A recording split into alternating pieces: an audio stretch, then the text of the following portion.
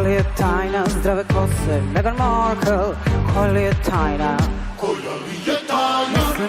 We are here with Konstrakta, who took Eurovision by storm with In Corpore Sano, and who, incidentally, was the artist who caused me to fall in love with Eurovision in the first place. Umetnica mora biti zdrava, biti zdrava, biti zdrava, biti zdrava, biti zdrava, biti zdrava, biti zdrava,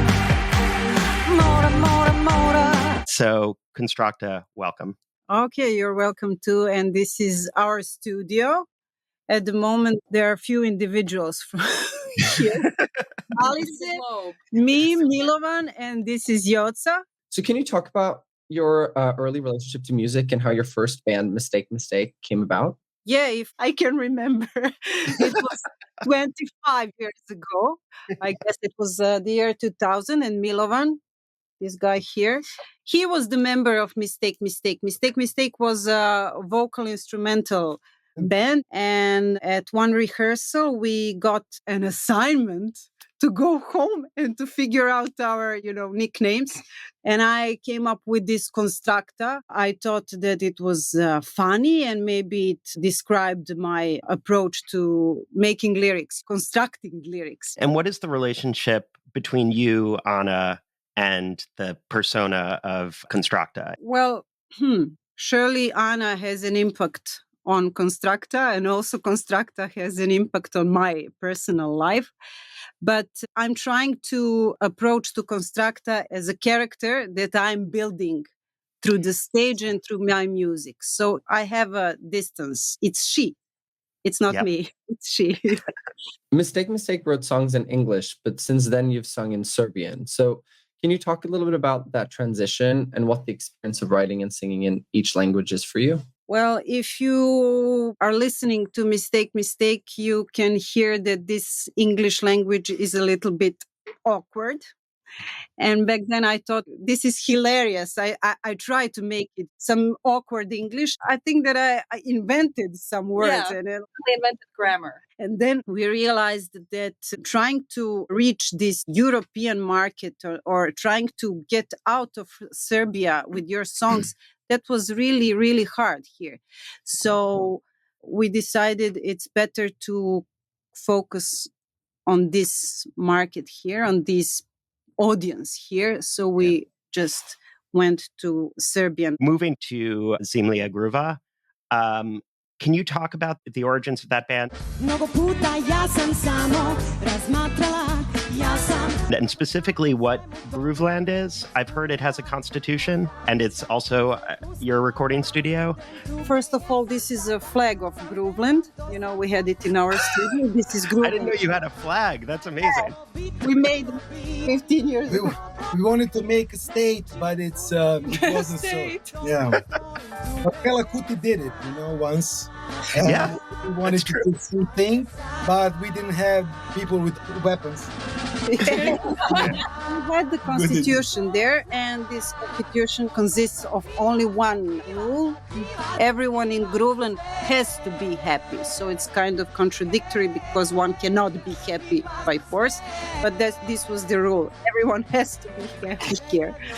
And we managed to be happy, really. Those were really nice years. Zemlja Gruva was founded 2008. I was pregnant back then. And one of the first appearance of Zemlja Gruva in public was on our national competition for Eurovision song. And next year we also compete in our national competition for Eurovision song. I was also pregnant. So, yeah. And as you can see, we didn't pass, neither in 2008, neither in 2009. But I got 2 kids. Exactly.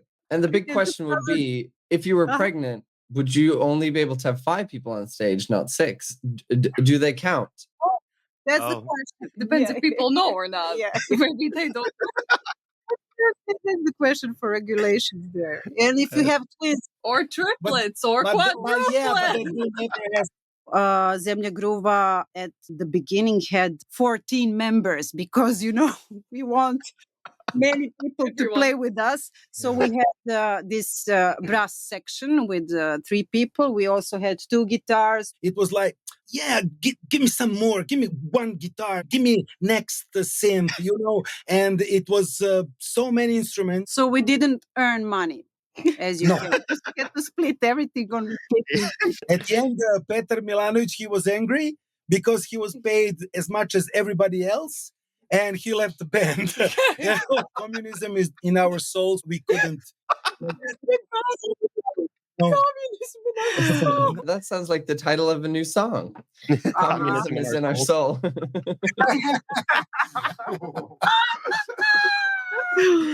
But capitalism is all around. Yeah.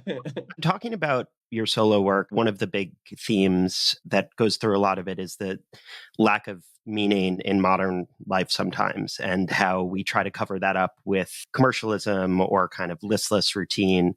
And people don't have anything to believe in anymore. You've got that line that I think is in both Javake and Zabava. I believe in this, I believe in that. Can you talk about that through line? This is the world we are living in, where we are exposed to so many information and you are just disoriented there. So you just believe in this and that. You are bombarded with information, Yeah. I don't know whom to believe, but this is the world we are living in. You follow up Žvake with Nim Shamana.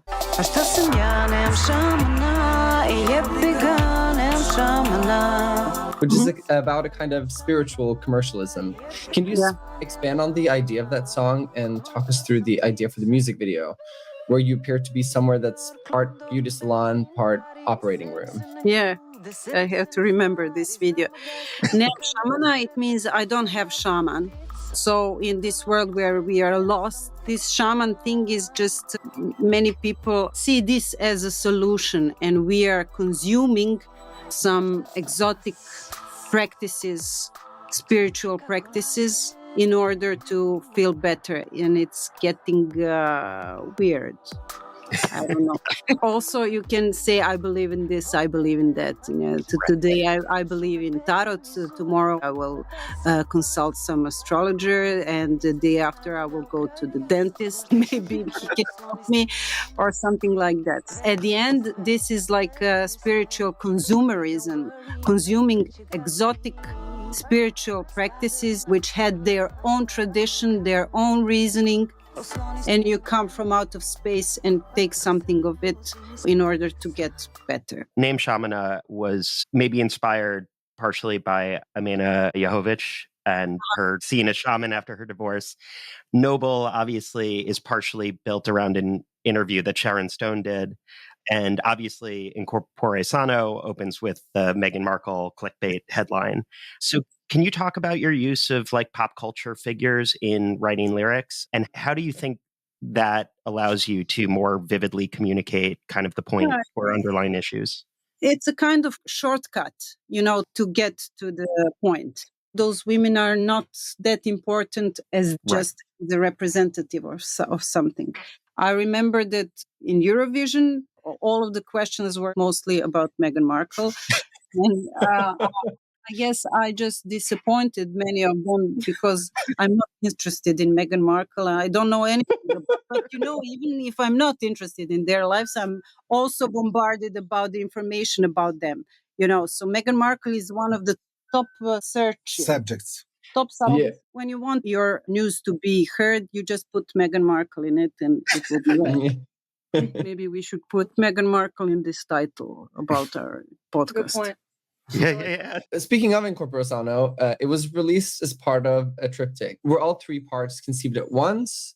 And we'll get to Ivo Obechevam later, but that also has a 3-part structure. So is there any reason in particular that you're drawn to that sort of mode of storytelling? I have to be honest that for triptych, it wasn't made on purpose. It's just that those songs were created in the same time. Somehow we decided to put it in a one. And I know why. Because we wanted to be cheap. Konstrakta said, that was the reason. And Konstrakta said, like we don't have money to make video for every song. So let's see, for one day, record whole 3 songs. The thing with these kind of forms where you have 3 parts of a song or several parts, it's convenient because you can approach to the subject from many aspects. This number of 3 is kind of in our subconscious, and people like 3. You understand? But yeah, it's like beginning, middle, end. We have all these story structures that are 3-part like that. Yeah, maybe it's Christian-like also. It's Yeah. But on the other hand, it's really convenient because in the way that I choose a subject, many times I'm ambivalent about the topic. So moving to the Eurovision staging of In Corpore Sano, there are very strong parallels with Marina Abromovic. She famously is brushing her hair as a comment on how an artist must be beautiful. You wash your hands as a comment on how an artist must be healthy. Maybe this transition from beautiness to healthiness of nowadays is this transition that the society made from 70s, where this Marina Abramovic work was done, to today, where we are, like wellness, self-care, all that. Yeah. I just wanted this compulsive action to be on stage all the time for 3 minutes. It was this year that we also tried to compete for Eurovision song with the song Novo Bolje. Maybe you know that one. Yes, yeah.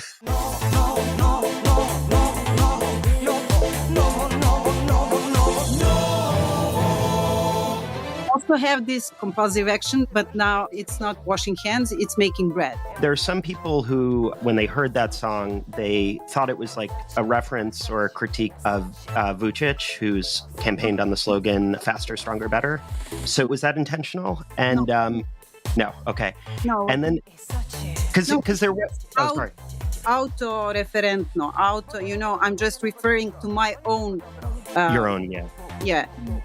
To criticize this need always to get better, newer, bigger, smaller, faster, prettier, and it's not reachable. It's interesting, though, because there is something in the sort of critique in your work of neoliberalism, like at least in the States, like we look at the rise of the right-wing figures here as caused by the emptiness of modern society. People need something to believe in. They need a strong man. They need nationalism. Yeah, this right-wing rising is a global phenomenon. It's present here as well, and it's just a logical consequence of all the liberalism that we use. Right. Now, Eurovision is obviously such a particular brand. It often gets associated with campy or over-the-top work. On the other hand, the space it has for theatricality and its visual nature does lend itself to storytelling. How do you think about what the Eurovision culture is, and how do you reconcile who you are as an artist with this giant global brand? I heard many times that we somehow was a little bit out of context in Eurovision. Then I got there with prejudices. I was like, but nobody then will understand what we are doing. But on my surprise, we were very well accepted there, and everybody understood what we are talking about. So Eurovision is open for many forms, many expressions. There is kind of avant-garde in Eurovision, even with this year's winner. Yeah. So just to talk a little bit about Noble, which I have to say is my favorite song. Klavir čini da mi moj mali stan izgleda noble. Brown drvo i zlatni natpis Petrov. It's the first part of the triptych. It is fundamentally about aging, but also a lot of the lyric, obviously, is the singer talking about taking comfort in kind of bourgeois trappings, like owning a piano to seem noble. So how do you see that connection in that song between the fear of death and aging, and also our need to present as sort of wealthy or refined or cultured? From the point of view of an ordinary woman, man, this aristocracy seems like it guarantees you the eternal life. This wine, this nice glass, this piano. The triptych is tied together with the scene of you eating chicken across the table from Man. This thread reaches a really effective climax in the third part, Mechano. Mekano, mekano, nek je prokleto, mekano, mekano. Can you talk about how the idea for that scene came about? At the time, I was fascinated with ASMR videos, you know, and mukbang also. It's like Yes. where you were watching somebody else doing something. She was a YouTuber in another life, is what she did. For me, it's nonsense. But this is a human phenomenon. We like to watch something to do in our name, you know. Also, you can say that Meghan Markle has a beautiful hair in my name, you know. When she has a beautiful hair and I'm watching her having a beautiful hair, it's like, in a way, I have also beautiful hair. You very often reference the sort of sacred or the religious. There's the Latin in Corpore Sano. When you did the acoustic version, it was very Last Supper with everybody at the table. Umetnica mora biti zdrava, biti zdrava, biti zdrava, biti zdrava.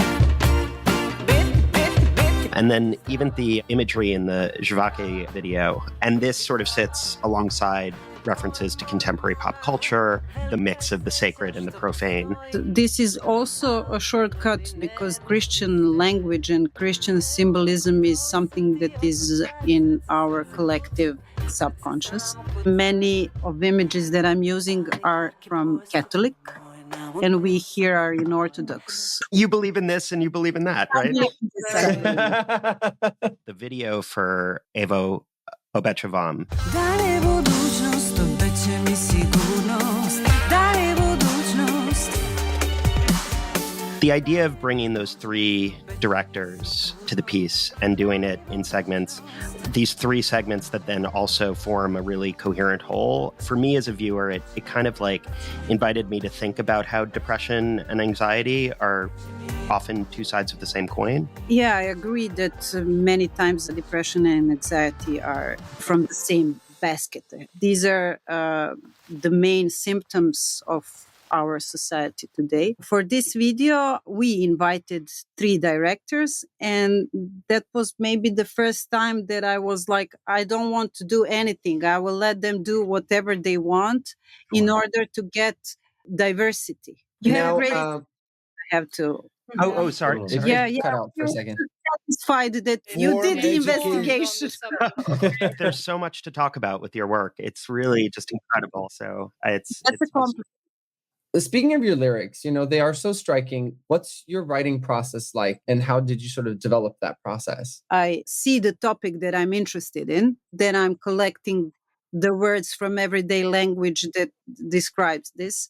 Then I put so many words in a document, then I'm trying to clean it until I can come to this simple language which is connected to the topic that I'm talking about. The only principle that I have is to be simple but true somehow. Speaking of topics that you're interested in, I was wondering if you could tell our audience a little bit about the work you've been doing around AI recently, and particularly with the latest concert. Yeah, we had this big concert in Belgrade where we presented this new song about AI. It's like 4 songs in a row. It's more of a radio drama. It goes from one genre into another, but the storytelling is connecting those genres. You know, you can reach some kind of eternity through a transcription of yourself into digital. And there I was addressing my son, telling him that I'm going to be here forever for him.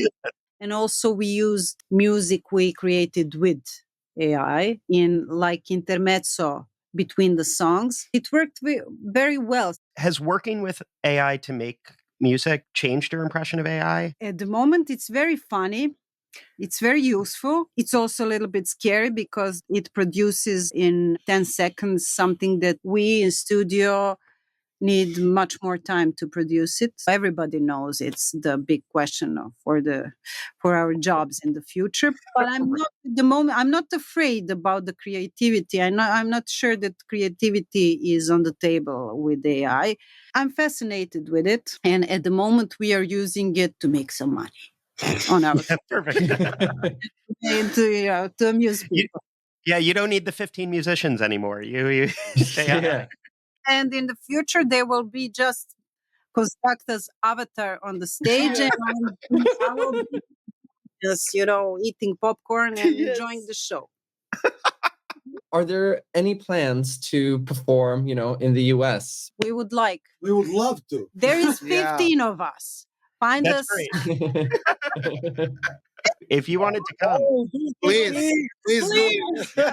all right. Thank you. Thank you. You have a lot of fans in New York City, so we got to figure that out then. On our very first episode of this podcast, we had Jerry Mitchell on. He has 3 Tony Awards and has directed many Broadway shows. And we showed him your video, and he really felt like there was a future where you're on Broadway. So if this is something you're interested in, I feel like we got to make it happen. That's just a little bit of hope. Okay, this is the end of tiny the podcast. Leave it here.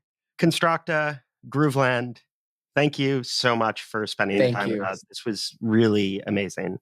Yeah, this was really fun for us. Thank you. All the mysteries of the Euro.